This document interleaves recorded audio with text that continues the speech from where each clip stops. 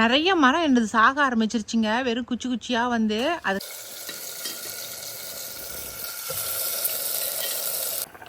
இப்போ தேங்காய் ஊற்றிடலாம். அவ்வளோதாங்க, அரைச்சாச்சு. இப்போ இதுக்குள்ளே வெங்காயம்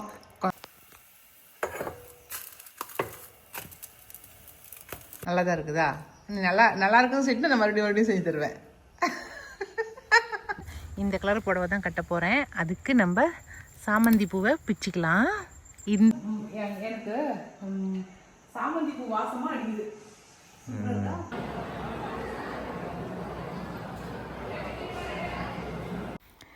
எல்லாருக்கும் வணக்கம். இது நம்ம காக்காய் கூட்டம். இன்றைக்கி வந்து நம்ம தோட்டத்தில் இருக்கிற மரங்களை எல்லாத்தையும் கபாத்து பண்ணியிருக்கிறோம் நாங்கள். அதை தான் உங்களுக்கு இன்றைக்கி வீடியோவாக எடுத்திருக்கேன். அது கூடவே வந்து விகாஸ் தம்பிக்கு வந்து ஸ்கூலுக்கு வந்து லஞ்சு செஞ்சு கொடுத்துருக்குறேங்க. அதையும் தான் உங்களுக்கு வீடியோ எடுத்திருக்கேன். இன்றைக்கி இது ரெண்டும் தான் உங்களுக்கு வீடியோவாக எடுத்து வச்சுருக்கேன். வாங்க நம்ம வீடியோவில் போய் என்னென்ன செஞ்சுருக்கோம் அப்படிங்கிறத பார்த்துடலாம். நிறைய மரம் என்னது சாக ஆரம்பிச்சிருச்சுங்க. வெறும் குச்சி குச்சியாக வந்து அதுக்கப்புறம் தான் நிறைய வீடியோஸ் எல்லாம் பார்த்தேன் நான், மாமரத்தை என்ன பண்ணுறது அப்படின்ட்டு. அப்போ தான் அதில் தான் நான் வந்து இயற்கை வேளாண்மையில் என்னென்ன செய்யணுங்கிறத பார்த்து தெரிஞ்சுக்கிட்டேன். அதில் தான் சொன்னாங்க இந்த மாதிரி எப்பவும் மாமரம் வந்து அழகுக்காக வளர்த்துறது கிடையாது. மாமரத்தை பொறுத்த வரைக்கும் அசிங்கமாக இருந்தால் தான் காய் அழகாக கொடுக்கும் உங்களுக்கு. அதனால் காணா மூணான்னு வந்து போகுது மரம் அப்படின்னு நினைக்காதீங்க. அப்படித்தான் போகணும் மரம் அப்படின்னு சொல்லி சொல்கிறாங்க. சரி, நாமளும் ஒரு கை பார்த்தலான்னு தான் இப்போ வெட்டுறதுக்கு ஆரம்பிச்சிருக்கிறோம். ஆனால் அந்த அதை வெட்டுங்கண்ணா, அதை வெட்டுங்க. அதனால் இன்றைக்கி எல்லாத்தையும் வெட்டிட்டு நான் உங்களுக்கு காட்டுறேன் எப்படி வெட்டியிருக்கேன்னு சொல்லிட்டு. மரம் வச்சுருக்குறீங்க, இந்த மாதம் கட்டாயமாக வெட்டி விட்டுருங்க. இன்றைக்கி காலையில் வந்து கத்திரிக்காய் குழம்பு தாங்க வைக்க போகிறேன். எப்போவுமே ஏதாவது டிஃபன் தான் செஞ்சு தருவேன் ஸ்கூலுக்கு. இப்போலாம் வந்து லஞ்சுக்கு வந்து சாதம் தான் செஞ்சு தரேன். சாப்பாடு, குழம்பு, பொரியல் இந்த மாதிரி தான் செஞ்சு கொடுத்துட்ருக்கேன். அவனுமே முன்ன மாதிரி வந்து லஞ்சு பாக்ஸு தனியாக எடுத்துகிட்டே போக மாட்டேங்கிறான். ஒரே பாக்ஸாக கட்டி கொடுங்க, நான் பேக்லேயே வச்சுட்டு போயிடுறேன் அப்படிங்கிறான். அதனால் நிறைய டிஃபன் தான் சாப்பிட்றேன்னு சொல்கிறானுங்களா. அதுக்காகவே இப்போ வந்து மதியத்துக்கு மட்டும் சாதமே செஞ்சு கொடுத்துட்றது. எனக்குமே வேலை மிச்சம் ஆயிடுது. மதியம் குழம்பு இதெல்லாம் இப்பயே வச்சுட்டாக்கா மதியத்துக்கு எனக்கு செய்ய வேண்டியதில்லை. இந்த குழம்பே வச்சுக்குவோம் நாங்கள். அதனால் இன்றைக்கி வந்து எண்ணெய் கத்திரிக்காய் குழம்பு, தேங்காய் அரைச்சி ஊற்றி எண்ணெய் கத்திரிக்காய் குழம்பு வைப்போம் இல்லைங்களா, அதுதான் வைக்கிறேன். அதனால் இன்றைக்கி வந்து என்னென்ன விகாஸ் தம்பிக்கு செஞ்சு கொடுக்குறேன் அப்படிங்கிறத உங்களுக்கு காட்டுறேன். இந்த கத்திரிக்காய் குழம்பு ரொம்ப ஈஸியானது தாங்க. கொஞ்சம் புளி ஊற வச்சுக்கணும். ஒரே சைஸ் கத்திரிக்காய் வந்து கட் பண்ணி வச்சுக்கணுங்க. அதுக்கப்புறம் நல்லெண்ணெய் கொஞ்சம் விட்டு கொஞ்சம் வெந்தயம் போட்டுட்டு அதுக்கப்புறம் சின்ன வெங்காயம், கருவேப்பிலை போட்டு நல்லா தாளிச்சிட்டு கூட வந்து பூண்டு கொஞ்சம் சேர்த்திக்கணும். அதுக்கப்புறம் தக்காளி ஒரு 2 தக்காளி போட்டு அதையும் நல்லா வதங்கின பிறகு நம்ம கட் பண்ணி வச்சுக்கிற கத்திரிக்காயை போட்டு நல்லா வதக்கி விடணும். இது கூட வந்து மஞ்சத்தூள், கொஞ்சம் உப்பு போட்டு நல்லா வதக்கி விட்டமாக்க போதுங்க. அதுக்கப்புறம் அரைச்ச தேங்காயை ஊற்ற வேண்டியது தான். அதுக்கு முன்னாடி ஃபஸ்ட்டு வந்து புளி ஊற்றிடணும், அப்புறம் தான் வந்து தேங்காய் ஊற்றணும். அதனால் இது நல்லா வதங்கின பிறகு புளி ஊற்றிக்கலாம். வதங்கிருச்சு பாருங்க கத்திரிக்காய். இப்போ வந்து மிளகாய் தூள் போட்டுடலாம். அதுக்கப்புறம் கொத்தமல்லி தூள்,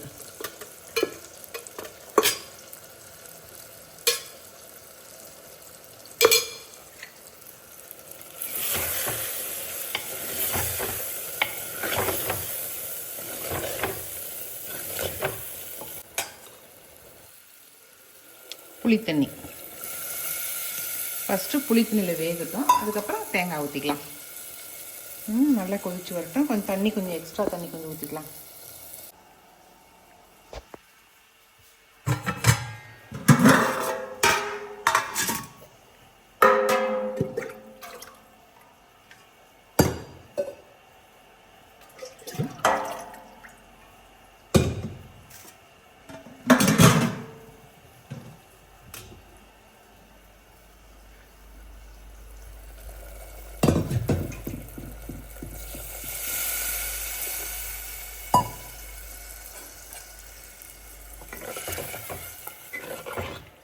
நல்லா கொதித்து வேகட்டும். அதுக்கப்புறம் அரைச்ச தேங்காயை ஊற்றிக்கலாம்.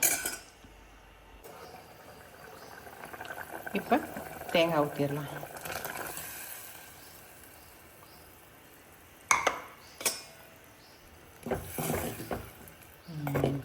உப்பு காரம் சரியாக பார்த்துக்குங்க. இப்போ அவ்வளோதாங்க, குழம்பு சூப்பராக ரெடி ஆயிடுச்சு. கடைசியாக வந்து கொஞ்சமாக நாட்டு சக்கரை, ஒரு ஸ்பூன் அளவுக்கு நாட்டு சக்கரை போட்டுக்கணும். எப்போவுமே புளிக்குழம்பு வைக்கும் போது இந்த மாதிரி நாட்டு சக்கரை சேர்த்து வச்சிங்கனாக்கா ரொம்ப டேஸ்ட்டாக இருக்கும். கடைசியாக நம்ம கொஞ்சமாக கொத்தமல்லி தலையை தூவி நம்ம இறக்கிற வேண்டியது தான். இந்த குழம்பு வந்து அடுத்த நாள் வச்சு சாப்பிட்டா கூட அவ்வளோ சூப்பராக இருக்குங்க. நீங்களுமே ஒரு ட்ரிப் ட்ரை பண்ணி பாருங்கள். இன்னைக்கு காலையில் வந்து பன் தோசை தான் செய்யலாம் அப்படின்ட்டு என்னோடய ஃப்ரெண்டு வந்து பத்மா இருக்கா அப்படி இல்லைங்களா, அவங்க வந்து எனக்கு ஒரு ரீல்ஸ் அமைச்சிருந்தாங்க, பன் தோசை ரீல்ஸு. இது விகாஸுக்கு செஞ்சு கொடு அப்படின்னு. அதனால தான் இன்றைக்கி செய்யலான்ட்டு ஃபஸ்ட்டு ரவையை ஒரு கப் ரவை எடுக்கிறோம் இல்லைங்களா, நமக்கு தேவையான அளவு எடுத்துக்கலாம். விகாஸுக்கு மட்டும்தான் செய்கிறேன். ஒரு கப் ரவையை நல்லா பொடிச்சிக்கலாம். நம்ம பொடிச்சிக்கிட்டு ஒரு உருளைக்கிழங்கு சின்னதாக எடுத்திருக்கேன். அந்த உருளைக்கிழங்கையும் கட் பண்ணி இது பொடிச்சதுக்கப்புறம் உருளைக்கிழங்கு போட்டு ரெண்டையும் ஒன்றா சேர்த்து அரைச்சிட வேண்டியது தான் தண்ணி விட்டு. ரொம்ப ஈஸியான ரெசிபி தான். நீங்களுமே ஸ்கூல் டைமில் மாவில் இல்லைன்னா இந்த மாதிரி செஞ்சு கொடுங்க. நல்லா தான் இருக்குது. பார்க்கலாம் நமக்கு நல்லா வருதா அப்படின்னு. இதுலேயே இந்த உருளைக்கிழங்கையும் போட்டுக்கலாம்.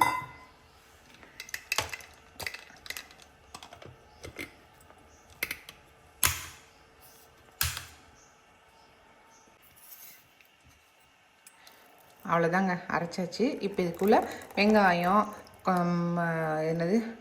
வெங்காயம், கேரட்டு, பச்சை மிளகா இதெல்லாமே சேர்த்து நம்ம தோசையாக சுட வேண்டியது தான். இதுக்கு ஒரு 10 நிமிஷம் ஊறணும். அப்படியே ஊறட்டும். லாஸ்ட்டாக தானே சுட போகிறோம். அடுத்ததாக பன் தோசைக்கு ஒரு சட்னிங்க. இது ரா சட்னி, அப்படியே நம்ம எல்லாத்தையும் பச்சையாக போட்டு அரைக்கிறது. ஒரு பெரிய சைஸ் வெங்காயம், 2 தக்காளி, வரமிளகா, பூண்டு, இவ்வளோதாங்க. கூட உப்பு போட்டு நம்ம அரைச்சிட வேண்டியதுதான். நான் மிக்ஸி ஜாரும் எடுத்து வச்சுட்டேன். நான் ஒன்று ஒன்றா போட்டு அரைச்சிட்றேன். அரைச்சிட்டு நான் காட்டுறேன். இது கூட வேறு எதுவுமே சேர்த்து தேவையில்லை. வேணுன்னா கொஞ்சம் கொத்தமல்லி தழை சேர்த்திக்கலாம். அவ்வளோதாங்க. உப்பு சேர்த்து அரைச்சிட்றேன். சட்னி உண்மையுமே ரொம்ப சூப்பராக வந்திருக்குதுங்க. இப்போ எல்லாமே ரெடி ஆயிடுச்சு. பக்கத்துலேயே நம்ம வந்து கவுனி அரிசி கஞ்சியும் வச்சிடலாம். நம்ம அன்றைக்கி அரைச்சோம் இல்லைங்களா, அதுதான் 2 ஸ்பூன் போட்டிருக்கேன். விகாஸ் தம்பி கொஞ்சம் கொடுத்துட்டு நான் கொஞ்சம் குடிச்சிக்குவேன். அவ்வளோதான். இப்போ சட்னி தாளிச்சிடலாம். இது ஒரு பக்கம் ஆகட்டும்.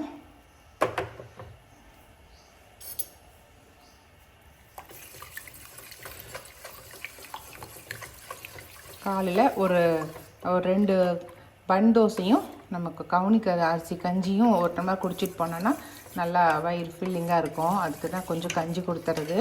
எப்போவுமே நட்ஸ் வச்சு ஜூஸ் கொடுப்பேன். இன்றைக்கி ஊற வைக்க மறந்துட்டேன், அதனால தான். அதுக்கப்புறம் சட்னி இதில் ஊற்றிக்கலாம்.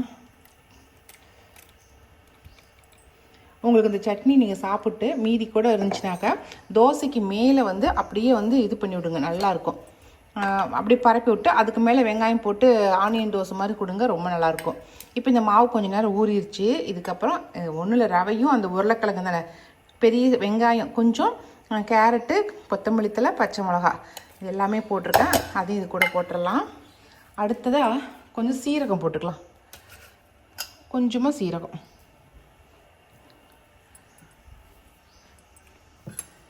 மெயினாக உப்பு போடாமல் இருக்கிறனே, அதுக்கு உப்பு. அவ்வளோதாங்க. இப்போ இதை கலக்கி விட்டு நம்ம பன் தோசை சுட வேண்டியது தான். முதல்ல சட்னி தாளிச்சிட்டு அதுக்கப்புறம் பன் தோசை சுட ஆரம்பிச்சிடலாம். ஒரு நாளைக்கு வித்தியாசமாக தான் செஞ்சு கொடுப்போமேங்க. எப்போவுமே மாவுளி தானே செய்கிறோம் நம்ம. ஓகே, தாளிப்பு கொடுத்துடலாம். எதுவுமே போடலிங்க, கடுகு கடலைப்பருப்பு மட்டும் தான் போட்டிருக்கேன்.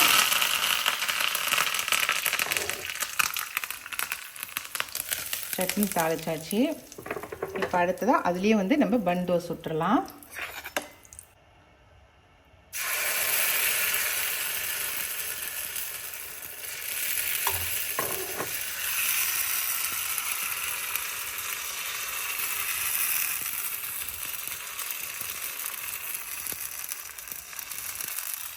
ஏண்டா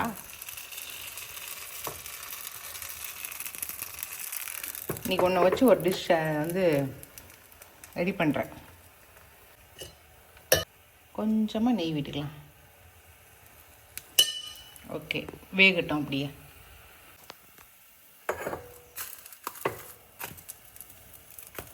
ஆம்லேட் மாதிரி இருக்குது. நம்ம ஆம்லேட் போடுறோம் இல்லைங்களா, அது மாதிரி கவுனி அரிசி கஞ்சி ரெடி ஆயிடுச்சு. நான் செஞ்ச அந்த கவுனி அரிசி இப்படி தாங்க வருது கஞ்சி. சூப்பராக இருக்குது. ஆனால் சீரகம் மிளகு போட்டிருக்கிறதுனால கொஞ்சம் உப்பு போட்டுக்கிட்டேன், அவ்வளோதான். கொஞ்சம் நேரம் வேக வச்சுட்டு எடுத்துட்டோமாக்கா கவுனி அரிசி கஞ்சி ரெடி. பையனுக்கு தொண்டை வலியாக இருக்குது அப்படின்னா அதனால தான் சரி நீ கஞ்சி வச்சிடலாம் அப்படின்ட்டு கொஞ்சம் நேரம் ஆறட்டும். இப்போ எல்லாமே ரெடி பண்ணிட்டேன். குழம்பு ரெடி, சாதமும் ரெடி, அதுக்கப்புறம் கேரட் பொரியல் லஞ்சுக்கு, இது காலையில் டிஃபனுக்கு, இது பன் தோசை.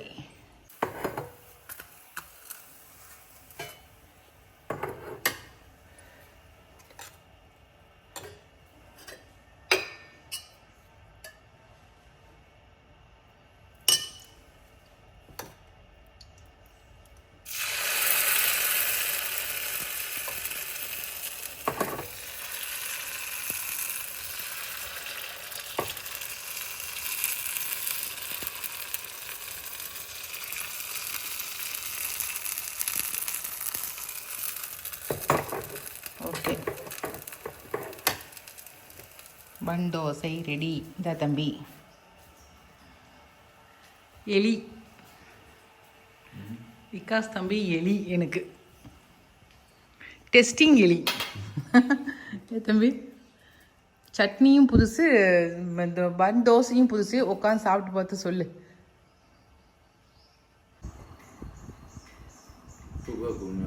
நல்லா இருக்குதா? ரவை வாசடிக்கல? எதுவுமே தெரியலையா? டே உண்மையான விமர்சனத்தை சொல்லு. நல்லா இருக்குதுன்னா நல்லா இருக்குன்னு சொல்லு, நல்லா இல்லாட்டினா நல்லா இல்லைன்னு சொல்லு. நல்லா தான் இருக்குதா? நீ நல்லா இருக்குன்னு சொல்லிட்டு நான் மறுபடியும் செஞ்சு தருவேன். சரி ஓகே. சட்னி வித்தியாசமா இருக்குதுல்ல, ரா சட்னி. எதுவுமே வதக்காம அப்படியே ராவா அரைக்கிறது. இந்த ரெசிபி உங்கள் அக்காவுக்கு ரொம்ப யூஸ் ஆகுன்னு நான் நினைக்கிறேன். நீ என்ன நினைக்கிறா? ஈஸியாக இருக்குதுல்ல சீக்கிரமாக செய்கிறதுக்கு. அதனால் இந்த ரெசிபி அவளுக்கு பார்த்து செய்ய வினிஷான்னு சொல்லலாம். ஓகேவா? சரி, அடுத்த தோசை எடுத்துகிட்டு வரேன். அவ்வளோதாங்க, லஞ்ச் பேக் பண்ணிட்டேன். கேரட்டை பொரியல் பண்ணி அதையும் பாக்ஸ் வச்சு மூடிடலாம். சோறு இவ்வளோண்டு இதாங்க சாப்பிட்றான். இப்போல்லாம் பெரிய பையன் ஆகிட்டான்ல, எதையுமே எடுத்துகிட்டு போக மாட்டேங்கிறான். குழம்பு தனியாக ஊற்றி பணிஞ்சு சாப்பிட்றான்னு ஊற்றி கொடுத்துக்கிறேன். இந்த பழக்கமே உனக்கு வரமாட்டேங்குது.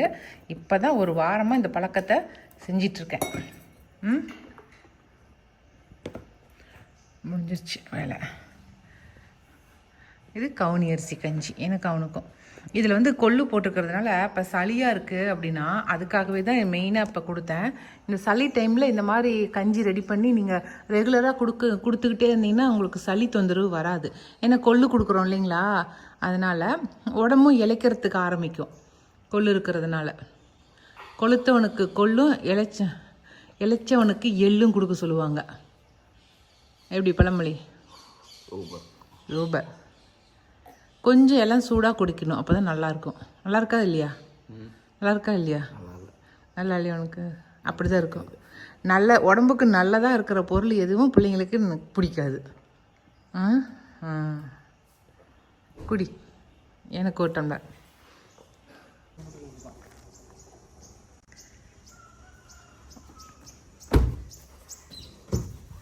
விகாஸ் தம்பி திருநீர். பந்தல் போடுறதுக்கு எங்களுக்கு பார்த்தீங்களா இது ரெடியாக இருக்குது. பந்தல் ஸ்டாண்டு. இங்கே ஒரு ஸ்டாண்டு, அங்கே ஒரு ஸ்டாண்டு, 2 ஸ்டாண்ட் ரெடியாக இருக்குது. 2 எடுத்து ஃபிட் பண்ண போகிறோம். ஃபிட் பண்ணிவிட்டு உங்களுக்கு காட்டுறேன் நான். இப்போ தான் சூரியன் உதயம் ஆகுது. 7:30. நான் சாத்திக்கிறேன், நீ கிளம்பு.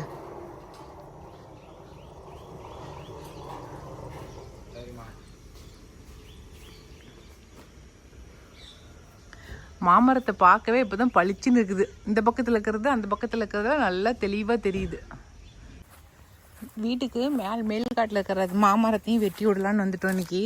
பாருங்களேன், மாமரம் ஃபுல்லாகவே நல்லா வெளிப்பாக வெட்டி விட்டாரு. இது மாதிரி வருஷம் வெட்டியிருக்கணுங்க. எங்களுக்கு அது தெரியாமல் போச்சு. இந்த வருஷம் தான் தெரிஞ்சு வெட்டியிருக்கிறோம். பாருங்களேன், கொஞ்சம் நல்லா இன்னும் கூட அந்த மூடாக்கு இது விலகணும். இந்த மரத்தில், 2வது மரத்தில் இதில் கொஞ்சம் தான் இந்த இது எல்லாத்தையும் வெட்டி விட்டுருங்கண்ணா. இது வெட்டினா தான் புது துளிர் வைக்கும்.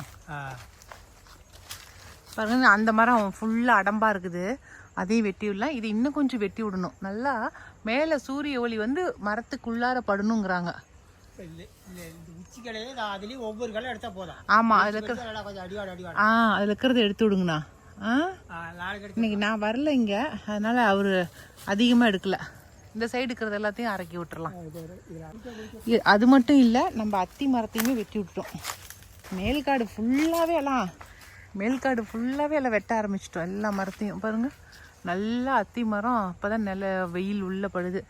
எல்லாத்துக்குமே வெயில் வந்து வேர் மேலே படணுங்கிறாங்க.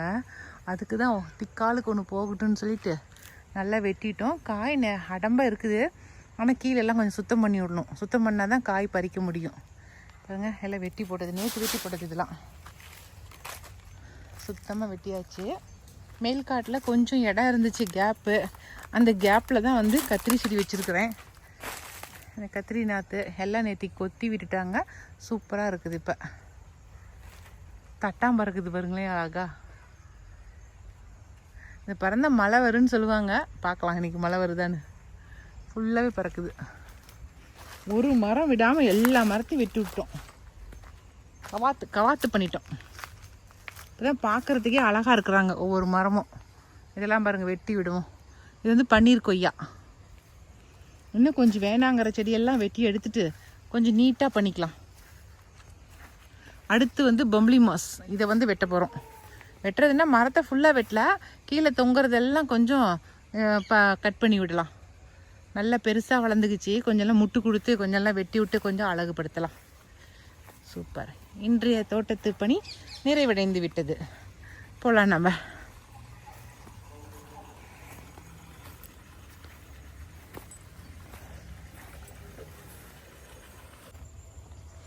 இன்றைக்கி வந்து ஒரு கல்யாணத்துக்கு போகலான்ட்டு இருக்கேங்க. அந்த கல்யாணத்துக்கு இந்த கலர் புடவை தான் கட்ட போகிறேன். அதுக்கு நம்ம சாமந்தி பூவை பிச்சுக்கலாம். இந்த பூவை வச்சு நம்ம பூ கட்டி மேட்சிங்காக வச்சுட்டு போயிடலாம். பார்த்தீங்களா, இதுவும் பிங்க் கலரும் சூப்பராக இருக்குல்ல. பிங்க் கலர் ரோஸு அழகு. இதையும் பிச்சுக்கலாம். நான் கட் பண்ணி விட்டேன் செடியை. இப்போ நல்லா துளிர் எடுத்து நிறைய பூ வைக்குது.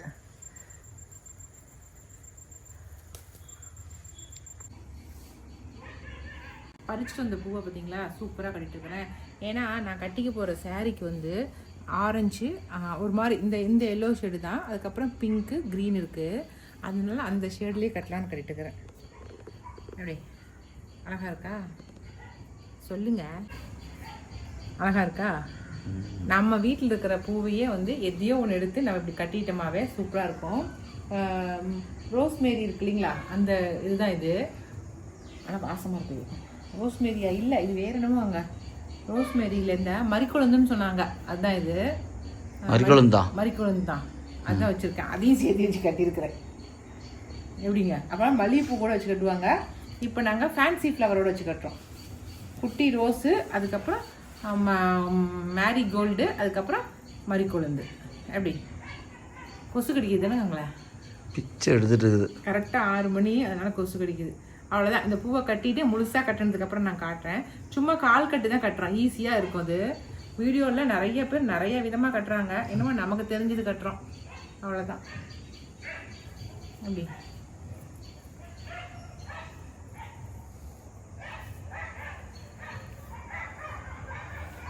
முடிஞ்சிச்சா? அவ்வளோதான்.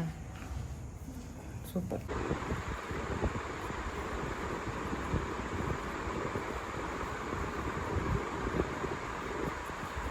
வச்சுக்கலாம். ஓகே,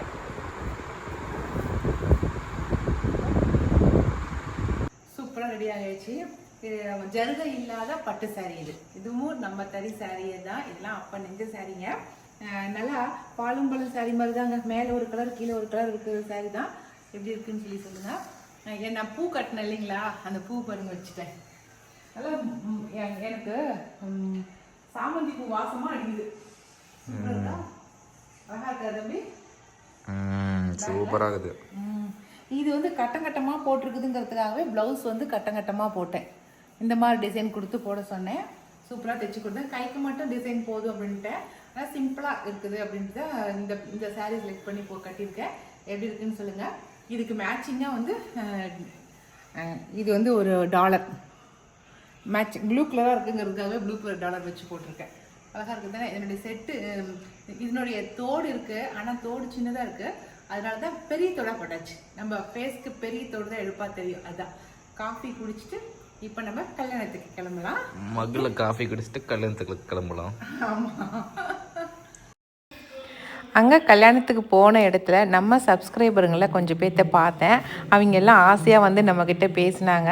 அது மட்டும் இல்லை, நம்ம கூட நின்று ஃபோட்டோ எடுத்துக்கிறதுக்கும் கேட்டாங்க. உடனே அவங்க கூட நின்று ஃபோட்டோலாம் எடுத்துக்கிட்டு கொஞ்சம் நேரம் இருந்துட்டு அதுக்கப்புறம் வீட்டுக்கு கிளம்பியாச்சுங்க. இன்றைக்கி வீடியோ இதோடு முடிஞ்சிருச்சு. இந்த வீடியோ பிடிச்சிருக்குன்னு நினைக்கிறேன். பிடிச்சிருந்தால் லைக் பண்ணுங்கள். மறக்காமல் நம்ம காக்கை கூடத்துக்கு சப்ஸ்கிரைப் பண்ணிடுங்க.